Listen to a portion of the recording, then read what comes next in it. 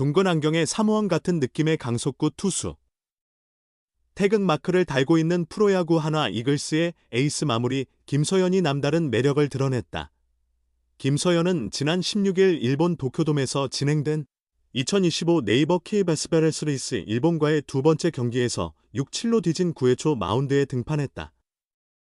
첫 타자 니시카와를 내야 땅볼로 잡아낸 김서현은 나카무라에게 볼넷을 허용하고 사사키에게 중전 안타를 맞으며 1-4-1, 3루의 위기 상황에 직면했다. 그러나 고조노를 1루 땅볼로, 이소바타를 중견수 플라이로 처리하며 위기를 넘겼다. 한국 대표팀은 6-7로 지던 9회 말 2사 이후 김주원의 솔로 홈런 덕분에 7-7 동점으로 경기를 종료했다. 선발 투수 정우주는 3회까지 마운드를 책임지며 단 한 점도 허용하지 않았다. 이후 오원석, 조병현, 김영우, 박영현, 배찬승, 김서현이 차례로 등판했다. 타선에서는 안현민이 이틀 연속 홈런을 포함해 2타수 1안타, 3볼넷 1타점 2득점을 기록했고 김주원은 9회 말 동점을 만드는 홈런을 쳐냈다. 송성문은 5타수 2안타 2타점으로 날카로운 타격을 보여주었다. 문현빈과 박혜민은 멀티히트를 기록했다. 일본 스포츠 매체 니칸 스포츠는 16일 김서현에 대해 상세히 보도했다. 해당 매체는 한국 대표팀은 9회 초 둥근 안경의 아이 블랙까지 더해 강한 인상을 가진 김서현을 마운드에 올렸다. 볼넷과 안타를 내주며 1-4-1, 3루의 위기를 맞았지만 김서현은 한일 아이 블랙 대결에서 고조노를 1루 땅볼로, 이소바타를 중견수 플라이로 잡으며 무실점으로 이닝을 끝냈다고 전했다. 김서현의 외모와 투구 모습에 일본 팬들은 한국 투수의 안경이 직장인 스타일 같아서 웃음이 터졌다. 한국 투수의 안경이 매우 세련되어 보인다. 이런 디자인의 안경은 참 신선하네. 등 열띤 반응을 보였다. 한편 김서현은 이번 시즌 69경기에 출전하여 2승 4패 33세이브 2홀드 평균 자책점 3.14를 기록했다. 그러나 포스트 시즌에서는 기대에 미치지 못하는 모습이었다. 삼성 라이온즈와의 플레이오프에서 두 번 등판해 평균 자책점 27.00으로 불안한 투구를 보였다.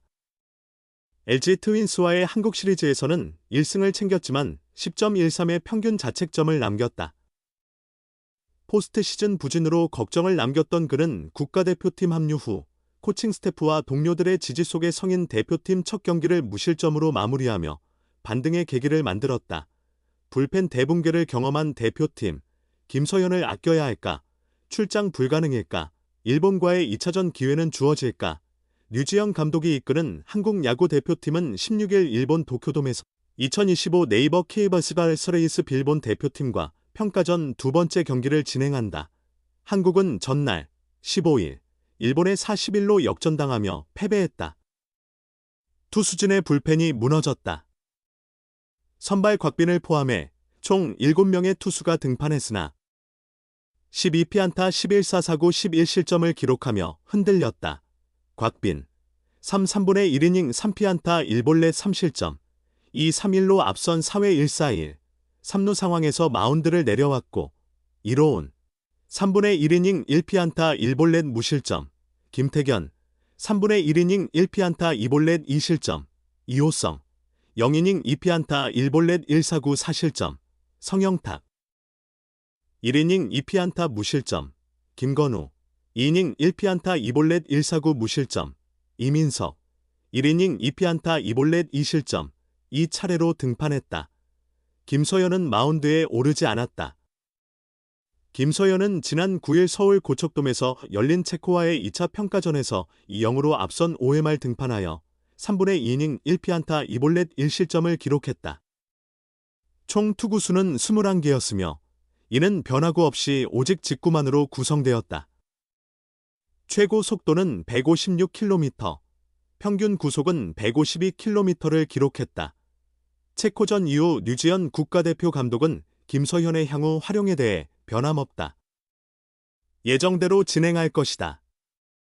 오늘은 이닝을 끝까지 맡기려 했으나 투구수가 25개를 넘어서면 문제가 될 수 있어 성적보다는 투구수를 고려하여 교체했다고 믿음을 표했다.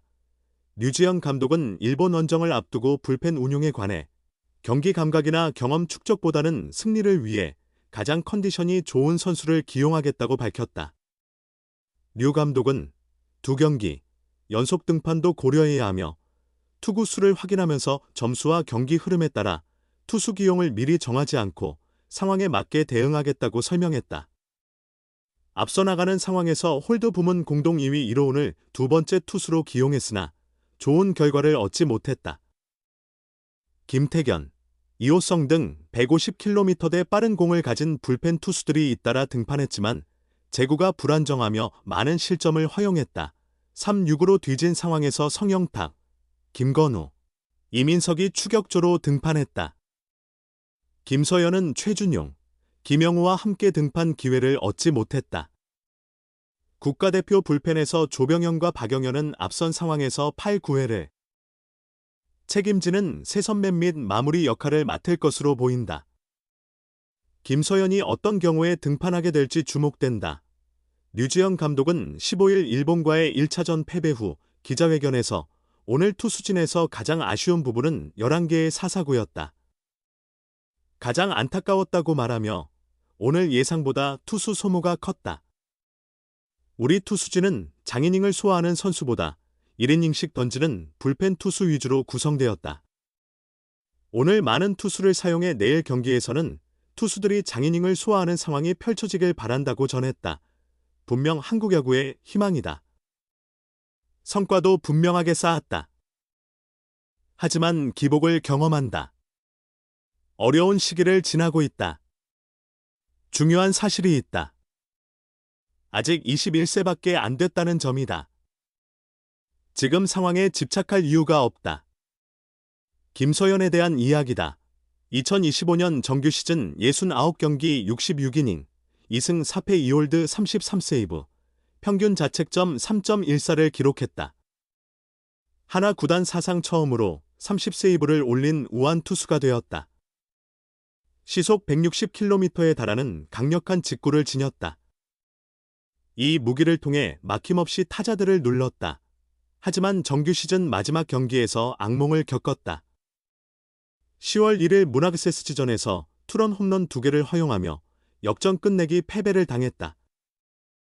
순식간에 비난의 대상이 되었다. 이 악몽은 포스트 시즌에서도 이어졌다.